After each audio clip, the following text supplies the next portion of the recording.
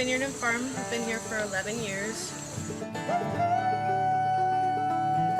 We are a diversified farm. We do animal husbandry, organic vegetable and berry production, and we also have a small vineyard with American varietals of grapes, and we do traditional farm wines, which you are welcome to try after the tour. To start, we're going to be touring the area with the livestock and animals. We have all heritage breeds, which means that they're older breeds that weren't bred specifically to be in confined areas. They do better with this kind of farm life, which is small, intertwined. Heritage breeds of animals have a really important role on the farm.